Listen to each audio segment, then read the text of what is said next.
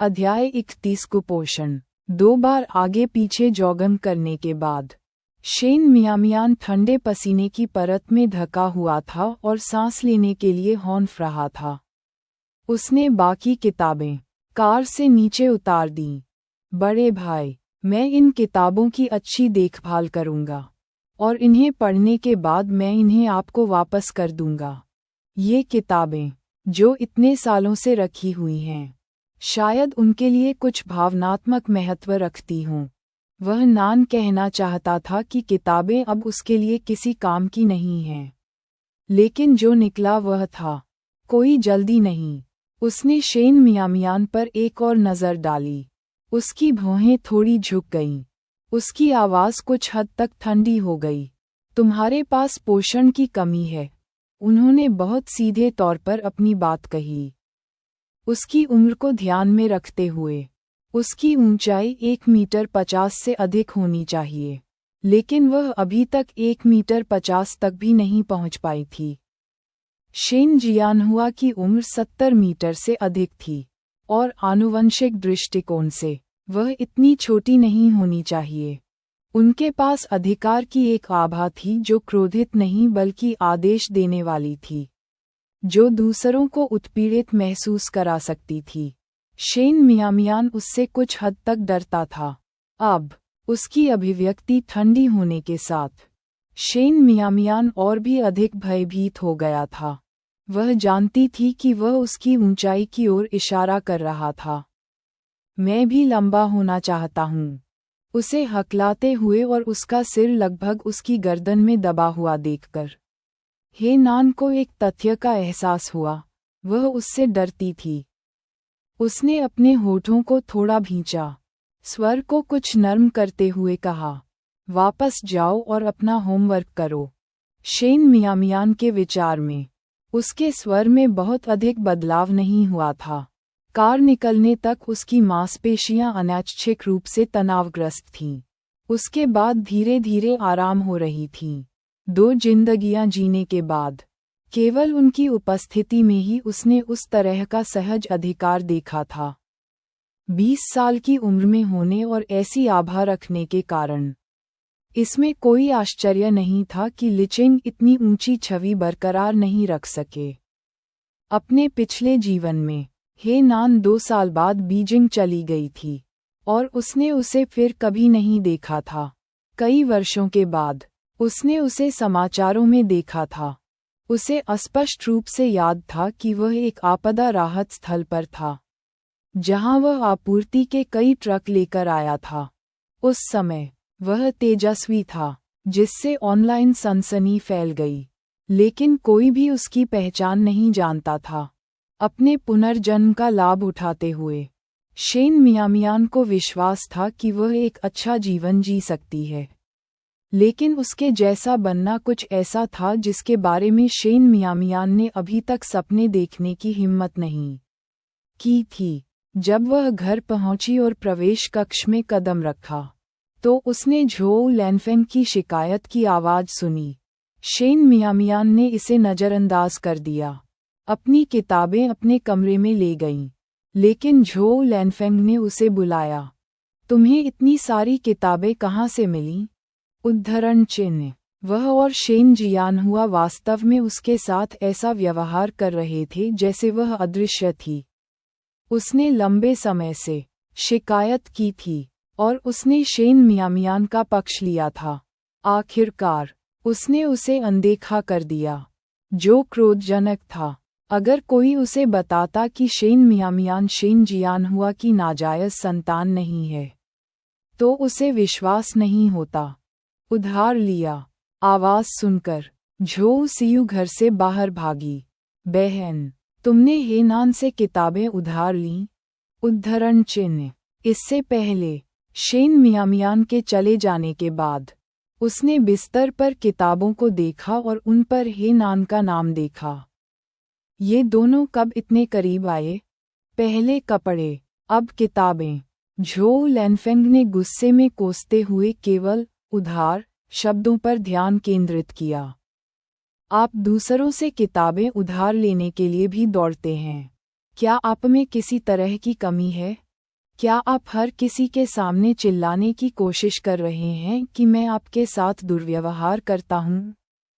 क्या आप जानबूझकर मुझे शर्मिंदा करने की कोशिश कर रहे हैं? क्या ऐसा है? उद्धरण चिन्ह। शेन जियानहुआ को अपनी प्रतिष्ठा की परवाह थी और उन्हें लगा कि पारिवारिक मुद्दों को सार्वजनिक रूप से प्रसारित करने से वे हंसी का पात्र बन जाएंगे। मियां मियान, आपने अन्य लोगों की किताबें उधार क्यों लीं? आपकी अपनी किताबों के बारे में क्या? उद्धरण चिन्ह। मेरी किताबें स्नैक्स खरीदने के लिए सीयू द्वारा बेची गईं। शेन मियामियान ने झोउ सीयू का असली चेहरा उजागर करने का कोई मौका नहीं छोड़ा।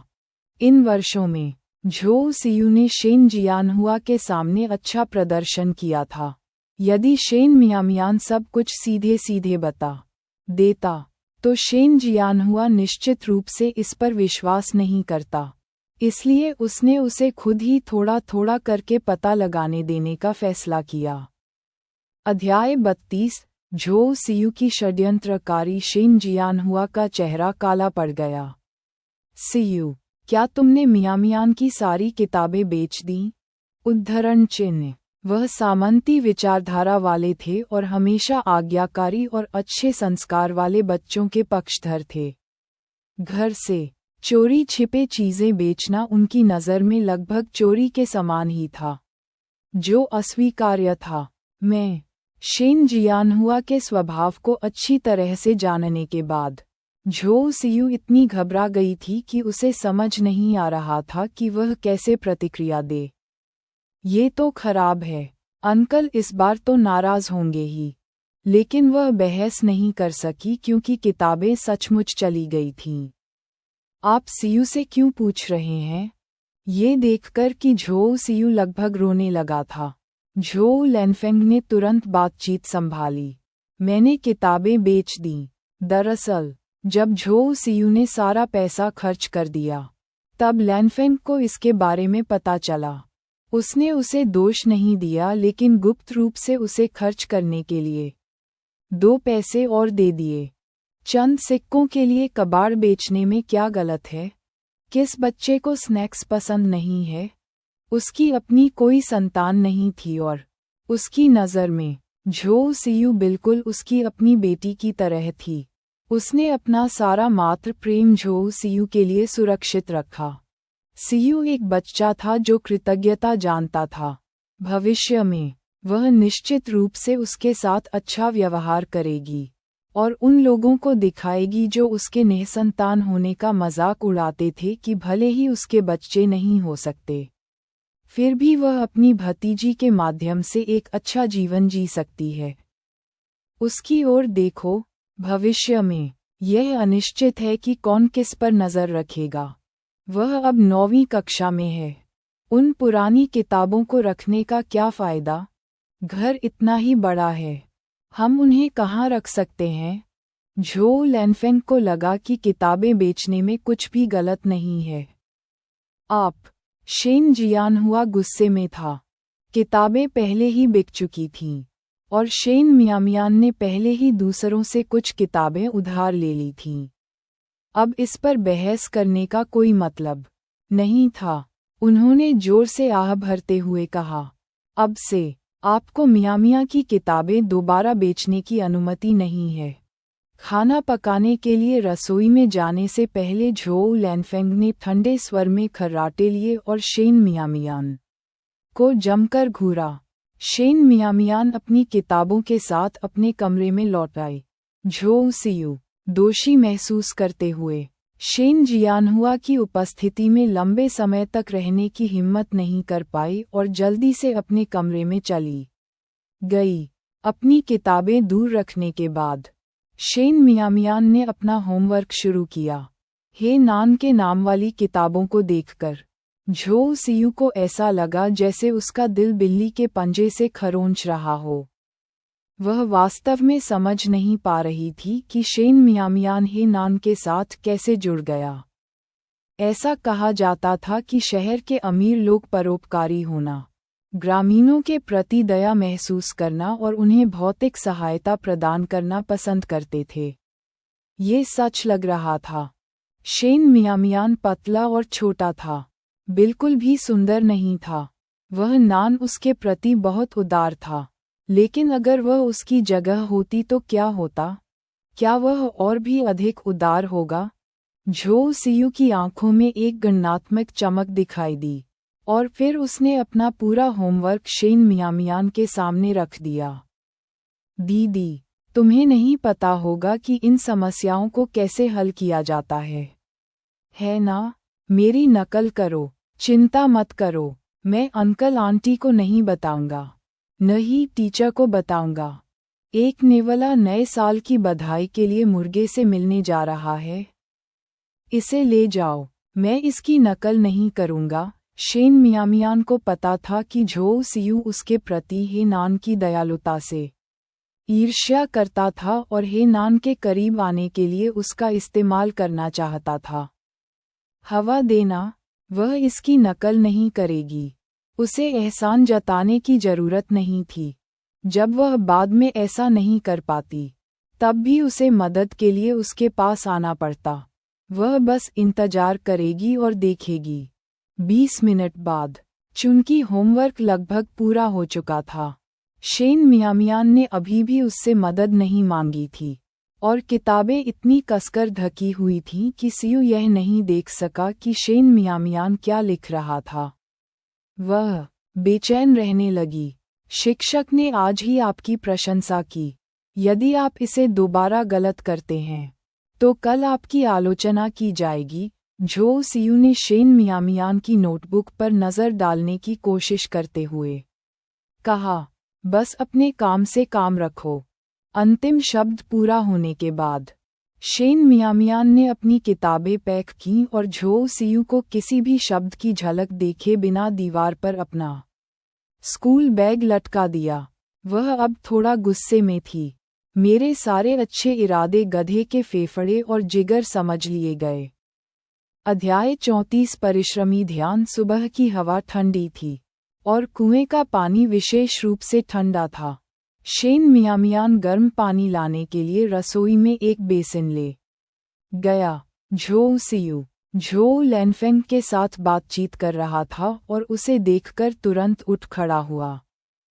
तभी शेन जियानहुआ बाहर से पानी लेकर आ रहा था। उसने शेन जियानहुआ को न देखने का नाटक किया और देखभाल करने वाली छोटी सूती गद्देदार जैकेट की भूमिका निभानी शुरू कर दी। आंटी, 1 युआन और 50 सेंट मेरे लिए पर्याप्त है। मुझे ज्यादा भूख नहीं है और मैं ज्यादा खा नहीं सकती। चाचा पैसे कमाने के लिए कड़ी मेहनत करते हैं।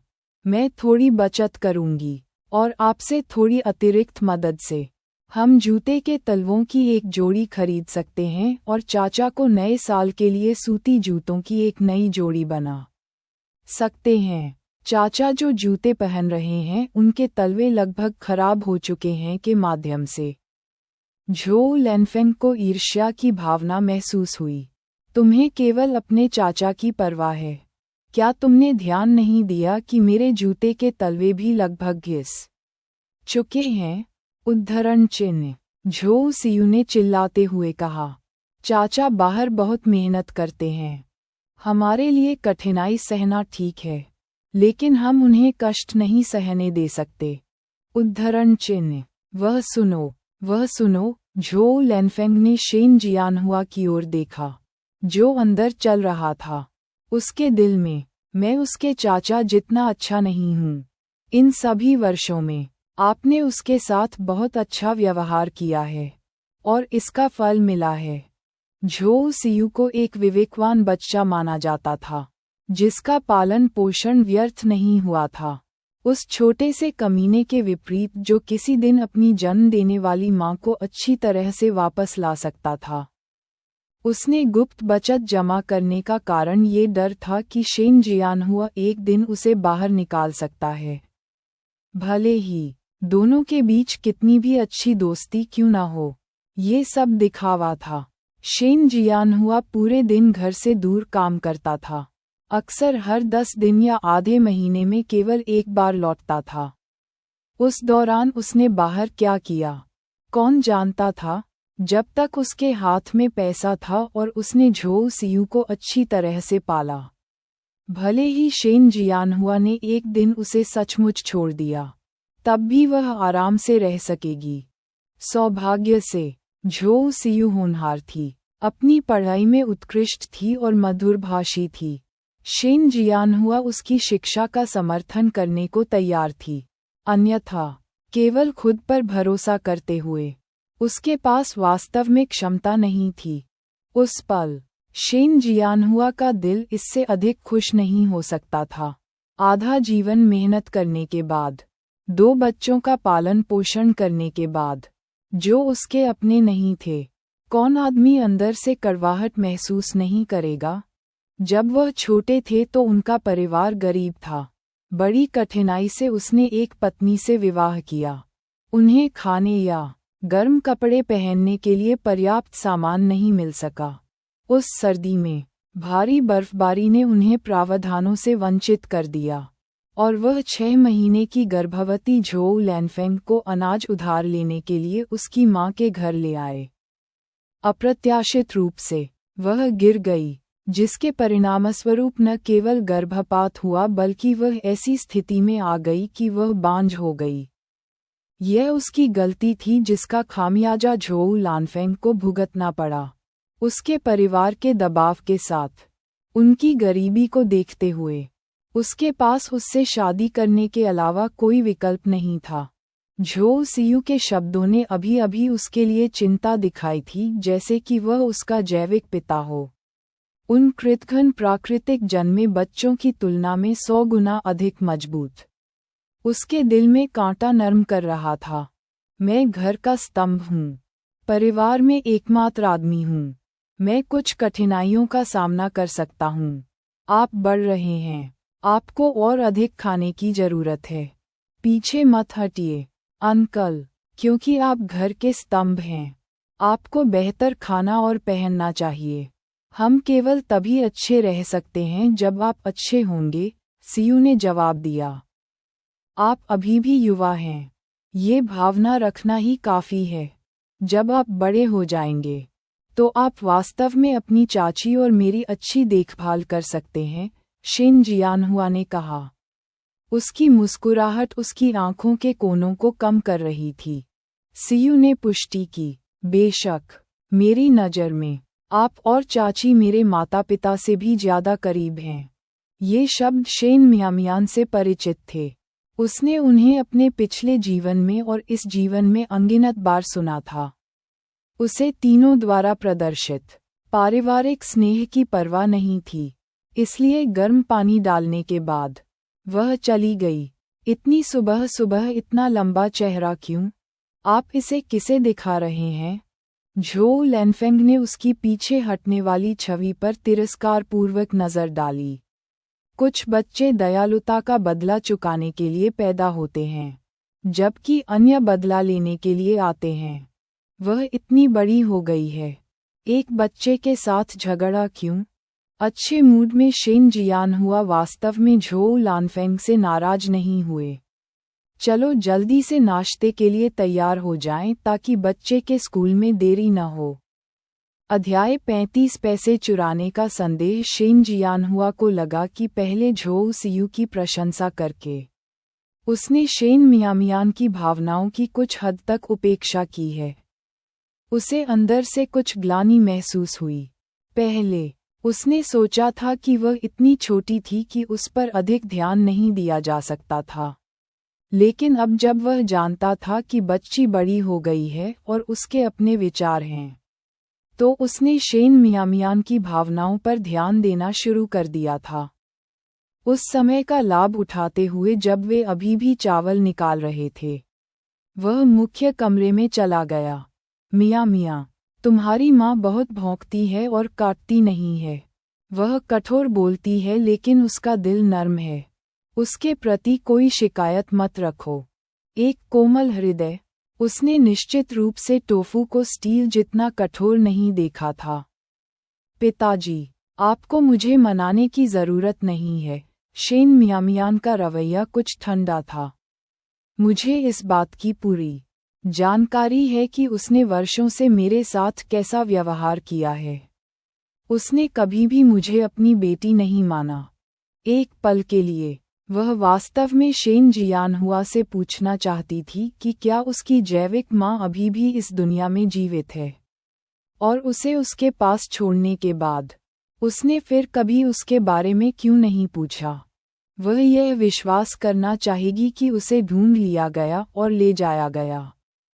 इससे उसके लिए अपने पिछले जीवन के सभी दुखों को स्वीकार करना आसान हो जाएगा। झोउ लैनफेंग के सामान्य रवैये के बारे में सोचते हुए शेन जियानहुआ ने अपना मुंह खोला, लेकिन झोउ लैनफेंग के कार्यों को सही ठहराने का कोई कारण नहीं ढूंढ सका। असहाय होकर आह भरते हुए इन वर्षों में झोउ लैनफेंग वास्तव में बहुत आगे बढ़ गया था, और यह उसकी गलती भी थी कि वह पैसा कमाने में अकेला था और परिवार पर पर्याप्त ध्यान नहीं दे रहा था, जिसके कारण मियामियान के साथ अन्याय हुआ। मैं उसकी आलोचना करता हूँ, और आप मुझे ऐसा करने भी नहीं देंगे। इस मनहूस लड़की को देखो, उसे तुमने इस हद तक बिगाड़ दिया है कि वह घर से पैसे चुराने की हिम्मत कर रही है। मुझे पता था कि खातों में कुछ गड़बड़ है, यहाँ तक कि मुझे लगा कि मैंने ही गलत हिसाब लगाया है। हे नान को नहीं पता था कि झोउ सियू ने रसोई में झोउ लैनफेंग से क्या कहा था, लेकिन वह गाली देते हुए और चॉपस्टिक का एक जोड़ा दिखाते हुए आए। कमरे में प्रवेश करते ही उसने शेन मियामियान की ओर इशारा किया और कोसना शुरू कर दिया। हालांकि शेन जियानहुआ को नहीं पता था कि क्या हुआ था, वह झोउ लैनफेंग के शब्दों को समझ गया था। मियाँ, क्या तुमने घर से पैसे लिए? उसकी अभिव्यक्ति गहरी हो गई। चोरी करना कोई मामूली बात नहीं थी, और यदि उसने वास्तव में पैसे लिए हैं, तो उसे उचित रूप से शिक्षित किया जाना चाहिए।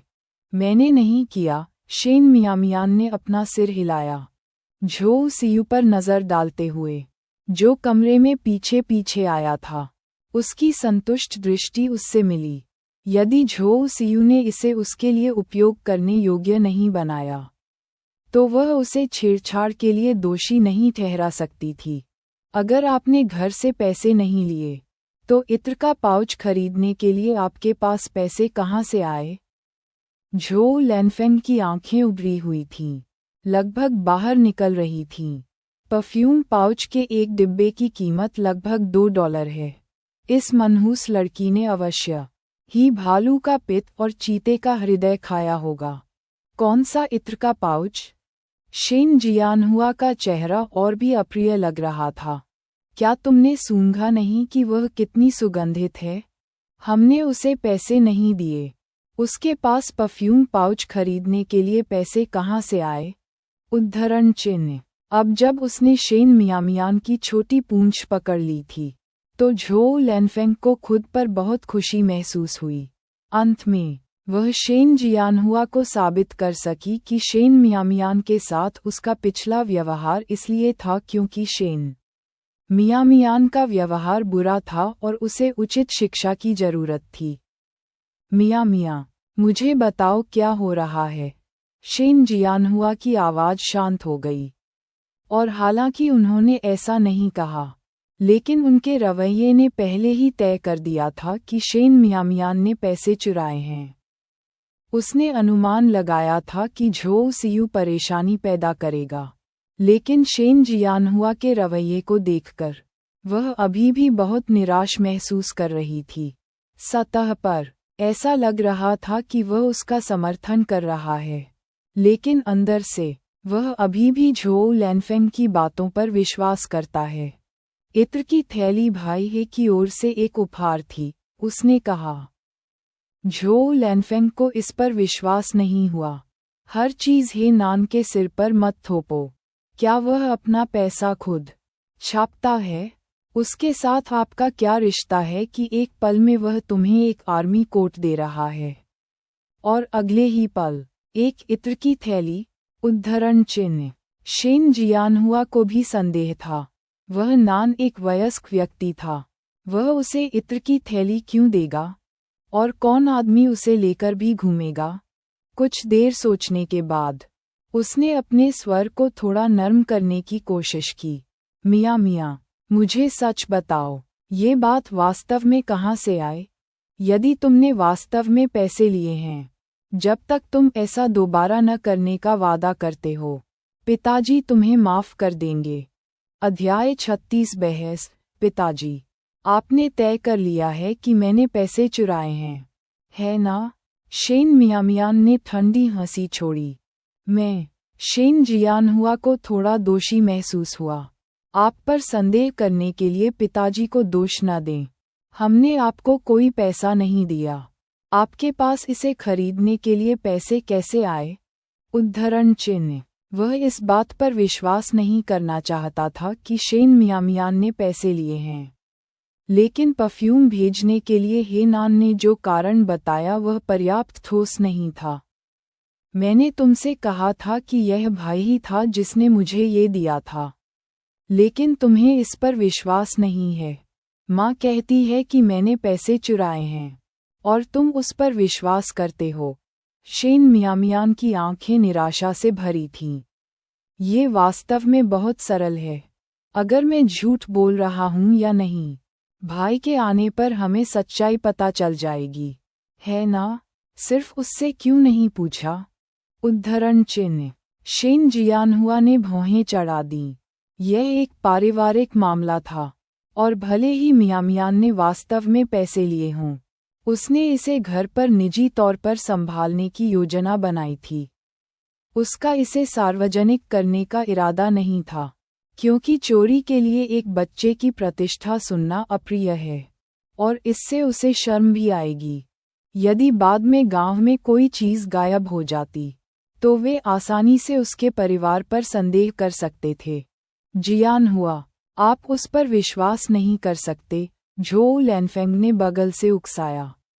सिर्फ इसलिए कि किसी ने उसे एक सैन्य कोट दिया था, अब से वह दावा कर सकती है कि वह चोरी के पैसे से जो कुछ भी खरीदती है वह उसे दिया गया था। और आप उस पर विश्वास करेंगे? उद्धरण चिन्ह। पिताजी, चूंकि आपको मुझ पर भरोसा नहीं है, तो चलिए इंतजार नहीं करते। चलो अभी अंकल झाओ के घर चलते हैं और अंकल झाओ को भाई को पूछने के लिए बुलाते हैं। शेन मियामियान हेनान को परेशान नहीं करना चाहती थी, लेकिन वह इसके लिए दोष नहीं ले सकती थी। एक बार चोर की प्रतिष्ठा का टैग लगने के बाद वह जीवन भर इसे कभी हिला नहीं पाएगी। झोउ लैनफेंग के स्वभाव को जानकर उसे डर था कि दिन के अंत तक पूरे गांव को पता चल जाएगा कि वह एक चोर है। शेन मियामियान को बिल्कुल भी न घबराते हुए और ग्राम प्रधान के पास जाने के लिए तैयार देखकर शेन जियानहुआ ने उस पर विश्वास करना शुरू कर दिया। क्या तुमने सच में घर से पैसे नहीं चुराए? उद्धरण चिन्ह। पिताजी, जब मैं कहता हूँ कि मैंने पैसे नहीं लिए तो आप मुझ पर विश्वास क्यों नहीं करते? क्या आपको चोरी करने से पहले मुझे चोरी कबूल करने की ज़रूरत है? क्या आपको खुश रहने के लिए वास्तव में ये साबित करने की ज़रूरत है कि मैं चोर हूँ? शेन मियामियान ने कुछ आंसू निचोड़ लिए। शेन मियामियान के सवालों की बौछार से स्तब्ध शेन जियानहुआ ने खुद को अवाक पाया और थोड़ी देर बाद ही उसने कहा, चलो रात का खाना खा लें, स्कूल के लिए देर न करें। बिना सबूत के मामले को फिलहाल टाल देना पड़ा। झोउ लैनफेंग संतुष्ट नहीं था और कुछ और कहना चाहता था, लेकिन उसने उसे घूरकर चुप करा दिया। झोउ सियू ने भी अपनी आस्तीन खींची। उसने अनिच्छा से खाने की मेज पर अपनी सीट ले ली। यदि शेन मियामियान पर झूठा आरोप नहीं लगाया गया होता, तो उसने झोउ सियू की सराहना की होती। ये कहना होगा, झोउ सियू बहुत चतुर था। परेशानी पैदा करने के बाद वह इससे दूर रही और चुपचाप नाटक को देखती रही, जिससे शेन जियानहुआ पर संकटमोचक होने का कोई प्रभाव नहीं पड़ा। निराश महसूस करते हुए झोउ लैनफेंग को कोई भूख नहीं थी, और शेन जियानहुआ का पहले अच्छा मूड खत्म हो गया था। विचार करने पर उसे लगने लगा कि पूरी स्थिति में कुछ गड़बड़ है। इत्र कहाँ से आया? इस सवाल को दरकिनार करते हुए झोउ लैनफेंग के स्वभाव के साथ यदि 1% भी बेहिसाब होता तो वह लंबे समय तक गणना करती रहती। 2 युआन खोने के बाद वह इतने दिनों तक चुप नहीं रहेगी, केवल मियामियान को इत्र का उपयोग करते हुए देखकर हंगामा करेगी। सांस। इस बार वह बहुत आवेगशील था। उसे सीधे शेन मियामियान से भिड़ने के बजाय इस पर विचार करना चाहिए था। इस घटना ने निश्चित रूप से मियामियान को अपने पिता के बारे में निराश किया होगा।